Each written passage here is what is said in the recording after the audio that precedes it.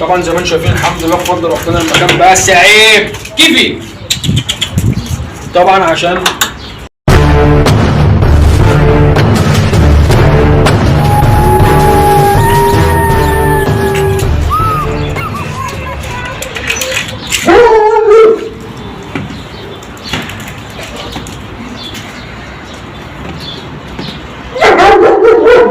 بس يا فايتر عيب. السلام عليكم ورحمة الله وبركاته، معاكم ابو مصطفى من قناتكم فيروس كلاب الكون. تحياتي ليك، تحياتي الناس اللي مشتركة معايا القناة، تحياتي لجميع مربين الكلاب وقت الكلاب في مصر والوطن العربي. تحياتي للجميع، رب يكونوا بخير. جدا طبعا يا جماعة الحمد لله بفضل ربنا. الفترة الأخيرة الواحد كان يعني صحته مش أحسن حاجة، بس طبعا كل اللي يجيبه ربنا كويس. تعالى يلا أنا كيفي، تعالى أنا شاطر كيفي. طبعا كان النهارده عندنا عمر الكلاب. تعالى كيفي، خد كيفي تعالى. كان عندنا النهارده حمر الكلاب وكده، وحمينا الكلاب. بس طبعا انا اللي ما حميتش، مش انا اللي محمي بايدي يعني. ربنا يخلي ولادي والمدام عندي طبعا، لان انا طبعا ما ينفعش ان انا استخدم ميه عشان صباعي يعني في عمليه. وطبعا المسامير والشرايح اللي انا عاملها في الكوع من تحت طبعا كنت انا بشيلها، والحمد لله بفضل ربنا.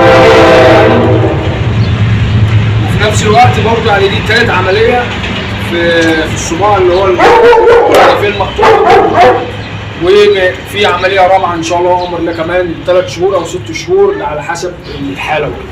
الحمد لله كل اللي يجيبه ربنا كويس. ده طبعا كيفي، ربنا يبارك لنا فيه يا رب ويبارك للناس بتوعه.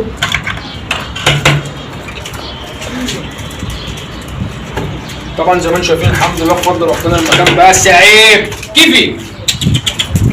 طبعا عشان كيارا حايضه، طبعا كيفي عايز يتجوز بس كيفي عيب. قلت عيب، قلت عيب، عيب يا كيفي. طبعا كيارا لسه حايضه بس عيب عيب. عايز ايه؟ مش بتاعتك، مش بتاعتك. اقعد بقى عيب. هات يا مصطفى، هات يا مصطفى ليش. بس يا كيفي عيب، تعالى خد. عيب عيب يا كيفي، عيب عيب عيب. يلا تعالى يلا شاطر، ما تفرضنيش بقى معاك بس عيب. هات يا مصطفى ليش يا مصطفى. بس بقى عيب.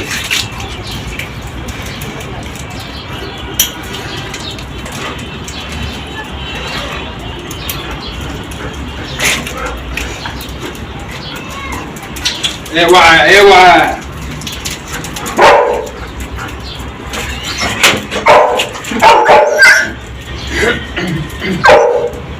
بس يا كيفي بقى عيب. طبعا زي ما انتم شايفين الحمد لله في المكان نضيف. بقى كيفي عيب بقى كيفي. كيفي نو سيت ستي نو good boy. No. Sit. Sit.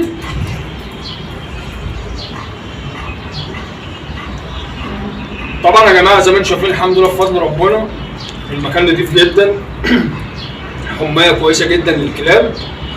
وطبعا مصطفى ومريم والمدام هم اللي طهروا ونضفوا. وطبعا بنرش رشه خفيفه بس يا فايتر عيب. خش جوه فايتر. طبعا بنرش رشه خفيفه عشان طبعا الصيف والرطوبه. وطبعا حاول لما انت تيجي تحمي الكلاب بتوعك لازم ما يكونش فيه شمسيه قوي، علشان طبعا الحمى ما ينشفش بسرعه من جسمهم والرش ما ينشفش بسرعه من جسمهم. طيب الفايده من حلقتنا النهارده اللي احنا في الصيف المفروض ان انت لو عندك مجموعه كلاب زي كده لازم يوميا تنظف. زي ما انتم شايفين كده الارضيه. بس يا فايتر عيب، خش جوه فايتر. لازم زي ما انتم شايفين كده الارضيه تبقى نظيفه، المكان يبقى نظيف تمام. حتى لو طوب احمر زي كده نظف، ما تيأسي تمام. ما تقولش لا ده مش عارف ايه او لا. ممكن يبقى محتاج منك نظافه اكتر بس ده طبعا ادي الله ودي حكمته، لازم تكون انت قد المسؤوليه اللي انت بتعيش فيها الكلاب.